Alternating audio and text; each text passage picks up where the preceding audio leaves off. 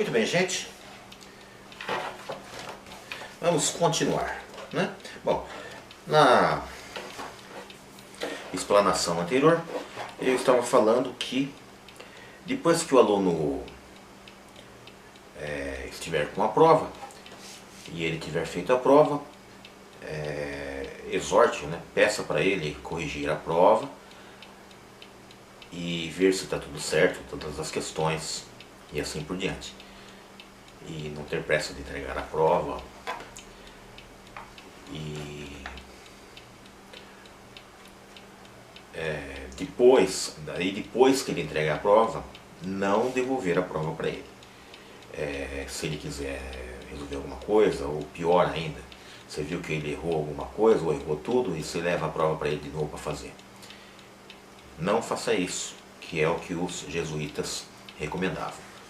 Ele teve a oportunidade dele de fazer a prova, teve a oportunidade dele de corrigir a prova, e agora então, depois que entregou a prova, acabou, não tem como devolver.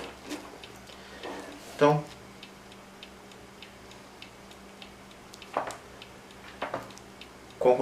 conclusões da prova. O que se aproxima do prefeito para a prova, levem consigo os próprios livros, a fim de que, uma vez entregues, se retirem.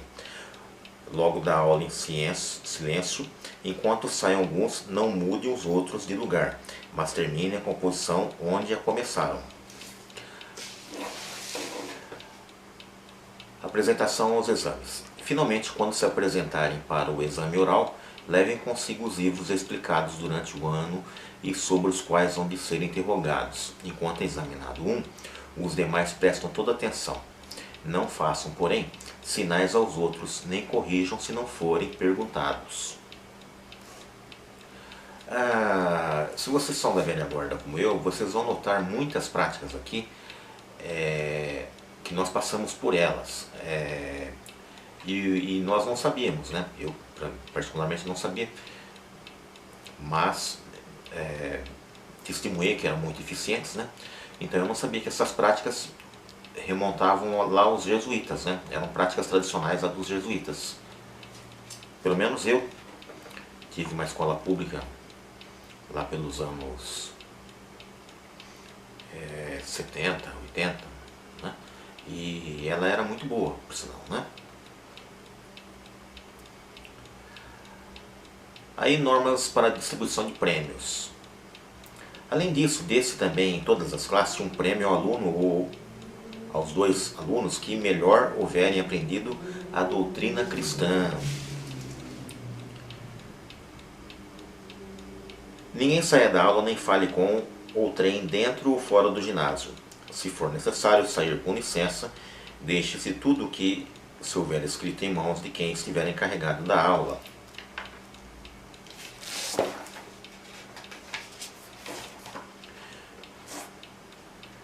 No dia marcado com a maior solenidade e assistência de convidados possível, leiam-se publicamente os nomes dos vencedores, e cada um dos chamados levantar-se-á no meio da assembleia e receberá com toda a honra os seus prêmios. Então, quando vai entregar os prêmios dos alunos, ter toda uma solenidade, né?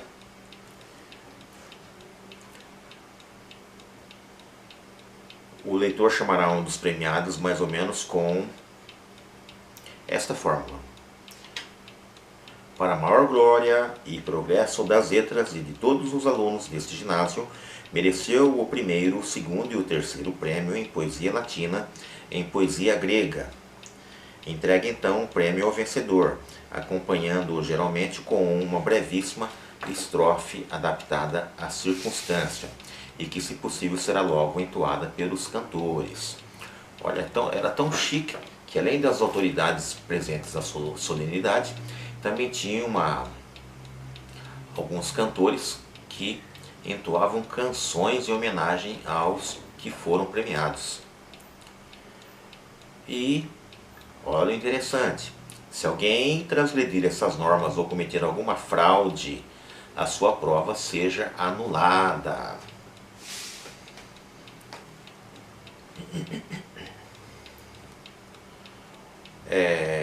Desenvolver costumes dignos de um cristão, em especial em mudar a alma plástica da juventude no serviço e no amor de Deus, bem como nas virtudes com que lhe devemos agradar. Concentre de modo especial sua intenção tanto nas aulas quanto se oferecer o ensejo como fora delas, em moldar a alma plástica da juventude, no serviço e no amor de Deus, bem como nas virtudes com que lhe devemos agradar. Ou seja, o professor, além de ser uma pessoa excelente na escola, nas aulas, ele também deveria ser um exemplo e excelente fora das aulas, fora da escola, em todos os lugares. Oração antes das aulas. Aprende-se e recite-se de cor a doutrina cristã. Às sextas-feiras e aos sábados, a menos se julgasse melhor que em algum lugar os alunos novos a recitassem mais vezes. Exorte-se principalmente os alunos à oração cotidiana a Deus, de modo particular à recitação diária do terço ou do ofício da Nossa Senhora, ao exame vespertino de consciência, à recepção frequente e digna dos sacramentos da penitência e da Eucaristia, à fuga dos maus hábitos, ao horror ao vício e, finalmente, à prática das virtudes dignas do cristão.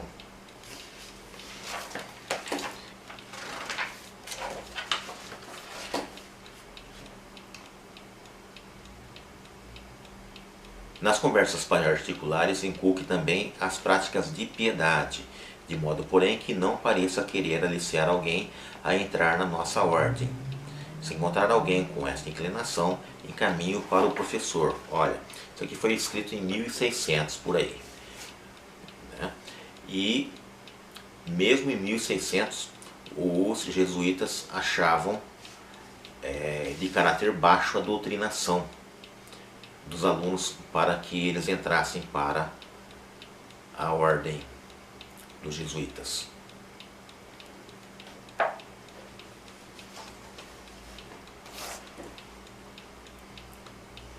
Recomendo vivamente a leitura espiritual, sobretudo da vida dos santos. Sem o consultar, não admita ninguém na aula, ou dela, ou expulse.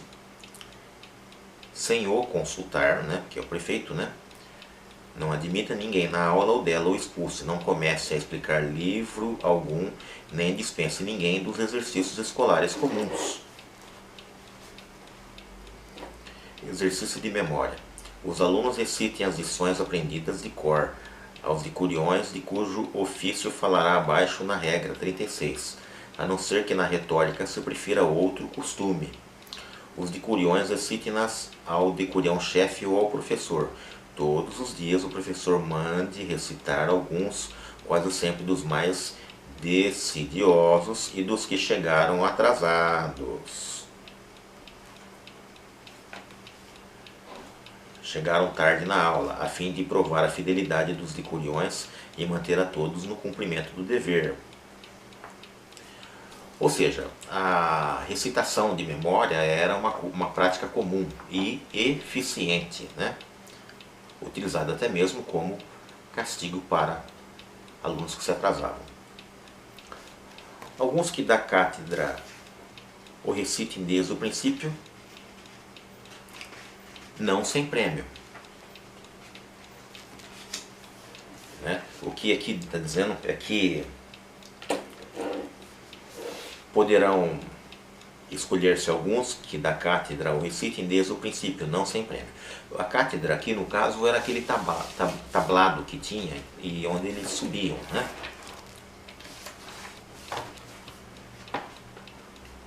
De regra, os trabalhos escritos deverão corrigir-se em particular e voz baixa. Contudo, no princípio ou no fim da aula, ler e comentar publicamente alguns espécimes, ora dos melhores, ora dos piores.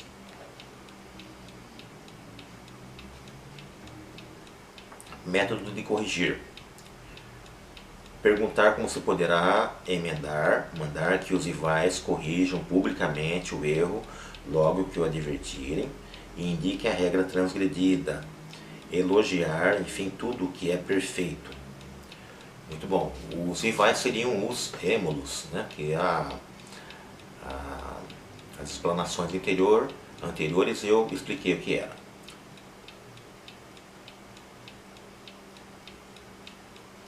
Enquanto isso se realiza publicamente, cada aluno lê e corrige a primeira cópia do trabalho, que se deverá trazer sempre além da que se entrega ao professor. Corrigir o maior número. Todos os dias deveria o professor corrigir os trabalhos escritos de cada um, porque nesta prática resulta muito e grande fruto.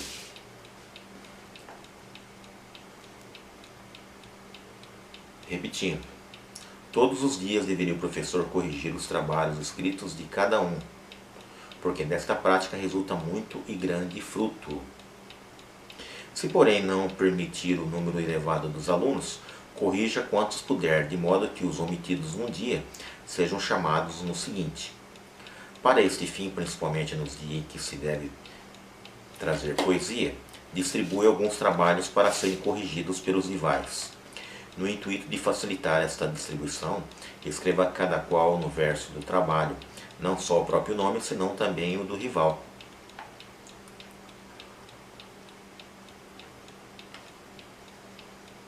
Então, também pode dar para o êmulo, né, o trabalho para ser corrigido, né? E o êmulo dele corrige o dele, né?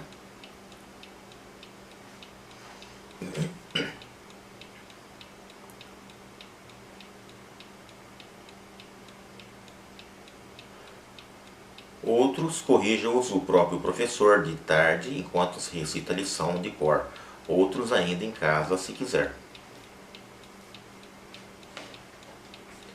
Exercícios na aula. Enquanto corrige os trabalhos escritos, prescreva ora um, ora outro exercício, de acordo com o nível da aula, pois nada arrefece tanto o fervor dos alunos como o fastio, ou seja, nunca deixa nenhum aluno parado. Repetição. Do mesmo modo, faça-se a repetição da lição do dia e da véspera, ou toda por um só aluno, ou melhor, em partes por vários, a fim de que se exercitem todos. Perguntem-se os pontos mais importantes e mais úteis, primeiro aos alunos mais adiantados, depois também aos outros, que responderão em recitação, seguida ou intercalada pelas interrogações do professor, enquanto o êmulo do repetente ou corrigirá se erra, ou antecipará a resposta se tardar. Sabatina. Vocês não tiveram sabatina, né? Eu tive. No sábado, recorde-se tudo o que foi ensinado na semana. Se de quando em quando se oferecerem alguns para responder sobre todas estas lições, ou sobre um livro inteiro, escolha o professor os melhores e os demais o ataquem, cada qual com 2 ou 3 perguntas, e não fique isto sem recompensa. Preleção. Em casa, e leia antes todo o livro ou discurso que tem entre mãos. A forma geral da preleção é a seguinte. Em primeiro lugar, leia seguidamente todo o trecho. Em segundo lugar, exponha em poucas palavras o argumento e, onde for mister, a conexão com que procede. Em quarto lugar, retomando o trecho do princípio, faça observações adaptadas a cada classe. Aí depois tem a preleção de historiador e poeta.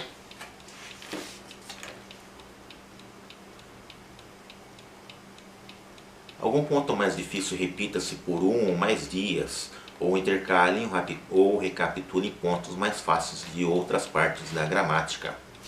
O tema da composição não deve ser ditado de improviso, mas preparado e quase sempre escrito, quando possível seja dirigido para a imitação de Cícero, e segundo o modelo de uma narração, persuasão, congratulação, ademoestação ou coisa semelhante.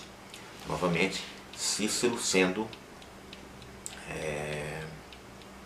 citado aqui.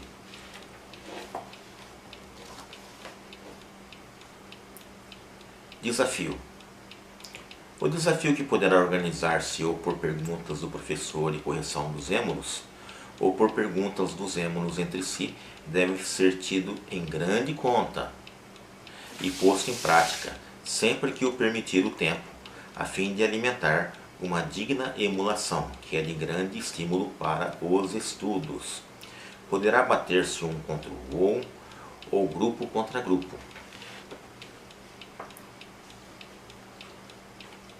Exercícios extraordinários. Que não se exercite só a memória dos alunos, mas também se lhes cultive a inteligência.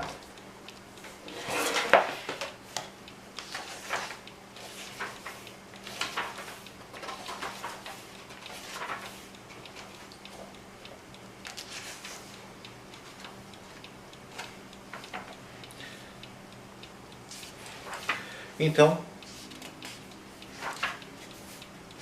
por enquanto é só, né?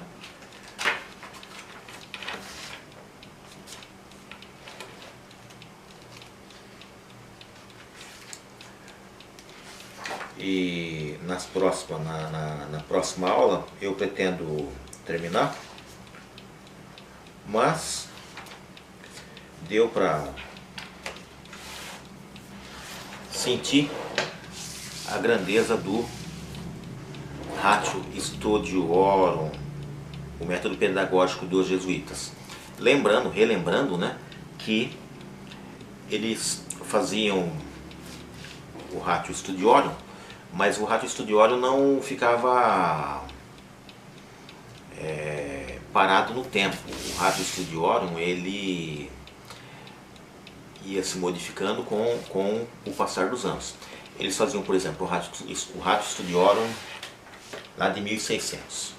Aí depois de 50 anos de experiência, depois de 50 anos sendo testado, aí ele era oficializado ou não. E depois desses 50 anos era feito outro Ratio Studiorum, algumas emendas, algumas melhorias, e depois então era mais 50 anos de testes de experiência para depois ser novamente oficializado e assim por diante.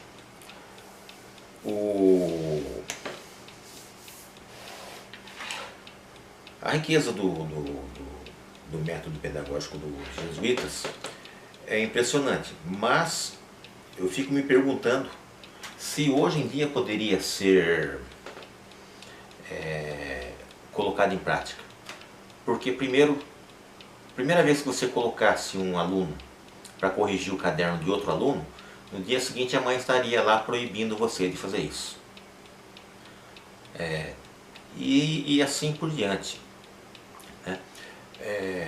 Hoje em dia a profissão do professor está muito difícil, exatamente por causa desse problema do pai e a mãe interferir dentro da tua sala de aula. Não contente ainda, né? O governo manda coordenadores pedagógicos, diretores, supervisores e assim por diante interferir também na tua sala de aula.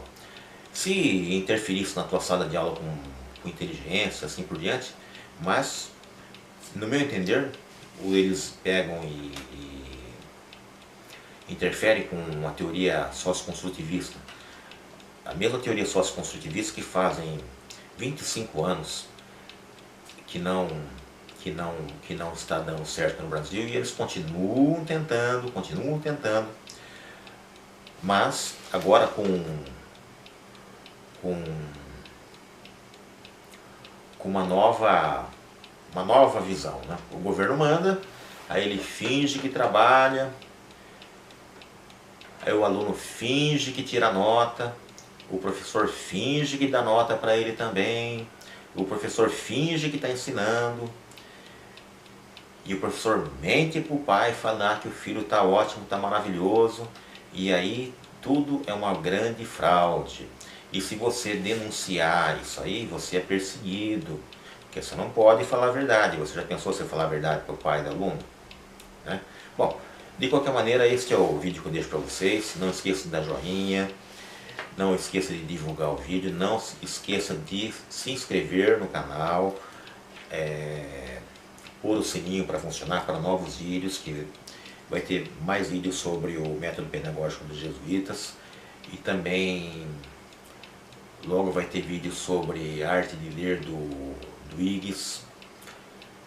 E nós precisamos nos conscientizar do nível educacional, nós precisamos se conscientizar de que se nós não colocarmos a mão na massa, pais, alunos, professores, coordenadores, diretores, começarmos a estudar a educação clássica, estudar coisas que realmente funcionavam, resgatar a verdadeira educação.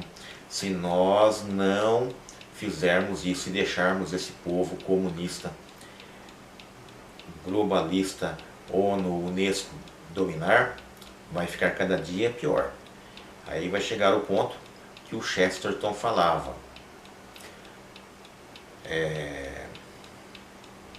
Meus alunos sabem qual é essa frase, né? Se tiver algum aluno meu ouvindo, ele vai lembrar, né? Vai chegar um dia que teremos que provar que a grama é verde, né? Lembrando que dia 28 de janeiro agora, de 2020, vai ter um curso do Padre Paulo Ricardo, gratuito, sobre Chesterton. Procurem e se inscrevam. Muito obrigado, espero que tenham gostado. Deem joinha e se inscrevam no canal, façam sugestões, critiquem, que eu não sou perfeito também, ou elogiem também, que isso estimula eu a fazer mais vídeos. Muito obrigado, até a próxima.